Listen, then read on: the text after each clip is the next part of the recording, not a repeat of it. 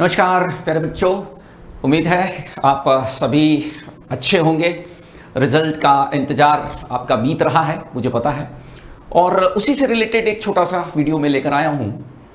हमें मालूम है कि जब से एग्ज़ाम हुआ है तब से इस बार की जो कट ऑफ है वो बड़ा ही अजीब ही तरीके से जो है वो प्रिडिक्टेड की गई, क्योंकि यहाँ जो कट ऑफ की रेंज थी वो बहुत अलग अलग दिखाई दे रही थी।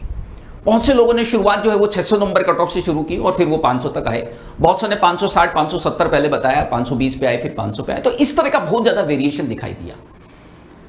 हम यहाँ पर जो इस वीडियो को लेकर आए हैं उसका बेसिक जो एम है वो ये है कि हमें यहाँ से जो अगले दिन है जिनमें कि आपका रिजल्ट आने वाला है उसमें किस तरह से बिहेव करना है, किस तरह से अपने दिमाग को संतुलित रखना है।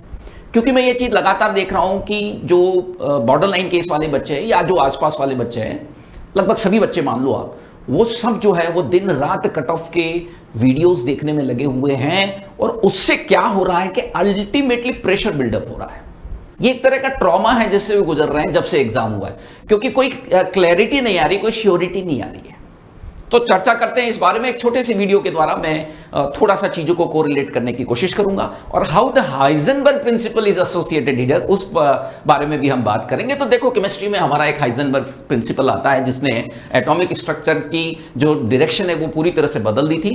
उसने ऑर्बिटल का जो कॉन्सेप्ट है वहां से वो इंट्रोड्यूस हो गया था। इसका यह कहना था कि प्रिंसिपल क्या कहता है ये हाइजेनबर्ग का, कि पोजिशन में अनसर्टेनिटी और मोमेंटम में अनसर्टेनिटी का जो प्रोडक्ट है वो h/4π से छोटा नहीं होगा, या तो इसके बराबर होगा या इससे बड़ा होगा। ये h/4π जो है वो बहुत ही छोटी सी वैल्यू है देखा जाए तो, क्योंकि h हमको मालूम है प्लैंक कांस्टेंट है, और डिवाइड बाई यदि हम 4π करेंगे तो बहुत छोटी वैल्यू आएगी। बट हाँ, उसका कहना था कि इतनी अनसर्टेनिटी तो बनी रहेगी, लेकिन भाई अनसर्टेनिटी भी कोई की लिमिट होती है। अब जो हम कट ऑफ के प्रिडिक्शन देख रहे हैं वो इस प्रिंसिपल में यही कहा है कि इतनी तो बनी रहेगी। ये बहुत छोटी वैल्यू एक्चुअली देखा जाए तो अनसर्टेनिटी एक छोटी वैल्यू तक ही ठीक लगती है, उसके बाद की अनसर्टेनिटी किसी काम की नहीं है, क्योंकि वो एक तरह से जो है वो एनवायरनमेंट के अंदर जो एक तरह से अलग ही पैनिक क्रिएट करती है। कैसे, मैं एक एग्जांपल से समझाने की कोशिश करता हूं। मान लेते हैं कि हमने एक कट ऑफ का वीडियो देखा जिसमें 500 से 520 बताई गई है और उसमें साथ में जोड़ दिया ±20। अब आप देख रहे हो कि ये ऑलरेडी एक रेंज है।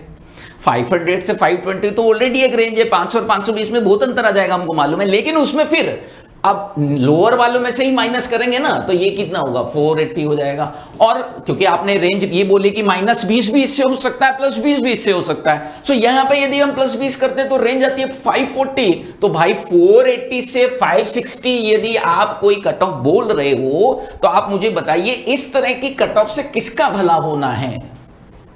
ये कोई रेंज है, ये कोई कट ऑफ है? मैं यहां सिर्फ ये इतनी सी बात लेकर नहीं आया हूं कि ऐसी कट ऑफ जारी क्यों कर रहे हैं। वो तो आपकी स्वतंत्रता, देखो किसके विचार हैं वो क्या है वो तो वो जाने, क्योंकि वो उसका पूरा अधिकार है।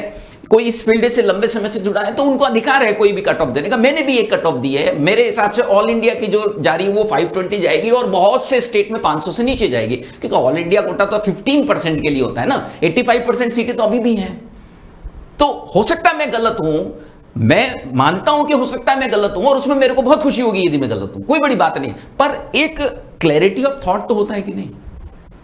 एक विचारों में क्लैरिटी तो होनी चाहिए कि नहीं होनी चाहिए, कि हाँ मेरा ये मानना है कि ये जाएगी। अब आप 600 शुरू कर रहे हो, 550 बता रहे हो, 500 बता रहे हो, तो भाई कहां है clarity of thought? What is the basic purpose of education?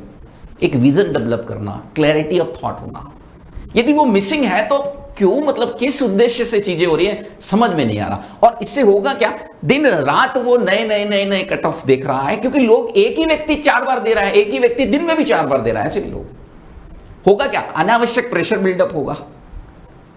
अब कट ऑफ क्लियर है कि न मेरे से पूछ के एनटीए जारी करने वाला है, न किसी और XYZ से पूछ के करने वाला है। ये तो एक व्यू है सिर्फ। तो आपको किसी भी कट ऑफ से ना बहुत ज्यादा खुश होना है, ना किसी भी कट ऑफ से बहुत निराश होना है। मैं कहता हूं 520 कोई निराश की बात नहीं है, ये तो एक व्यू है।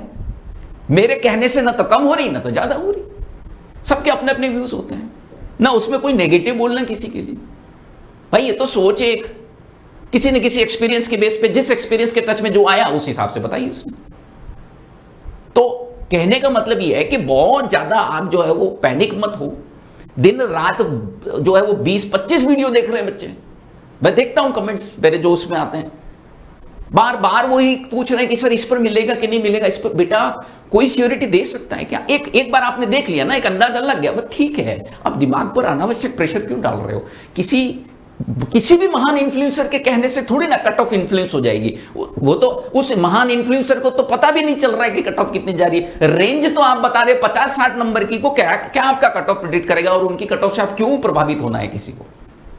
समझ रहे हैं? तो बेसिकली मैं ये कहना चाह रहा हूं, the main objective of the video is कि क्लैरिटी ऑफ थॉट डेवलप करना बहुत जरूरी है। इस बार के एग्जाम में प्रॉब्लम क्या आई? मानते हैं एग्जाम टफ था, पर आप कट ऑफ का भी तो देखिए ना, 520 या 500 नंबर या 480 जो भी जाएगी, पिछली बार से तो बहुत कम है ना।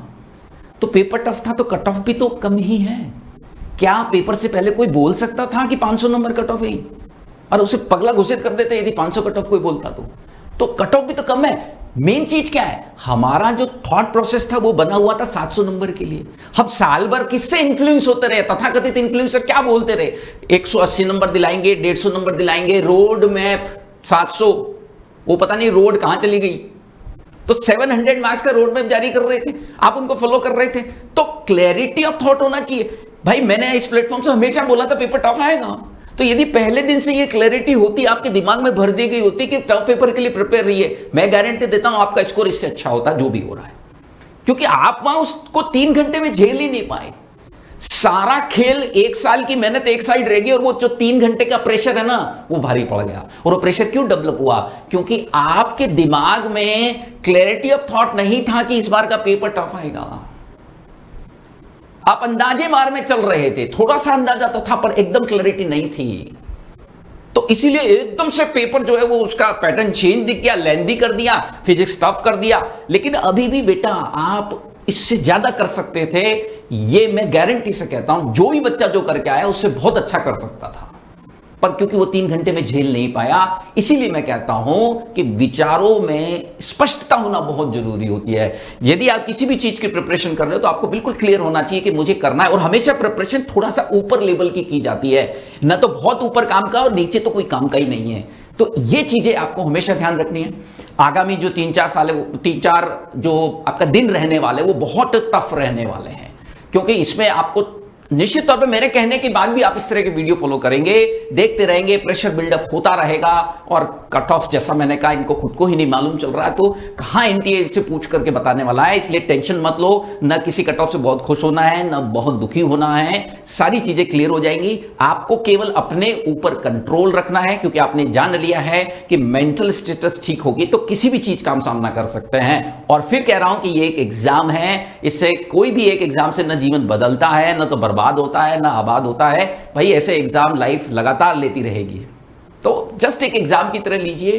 3-4 दिन में जो भी है रिजल्ट आ जाएगा। बहुत ज्यादा पैनिक मत हो। मेरा जो मेन उद्देश्य वो ये है कि आपको बहुत ज्यादा जो है वो पैनिक नहीं लेना है। इतनी अनसर्टेनिटी है तो उसके लिए आप परेशान फिर हो ही क्यों रहे हो? रिजल्ट का वेट करते हैं, जो होगा अच्छा होगा।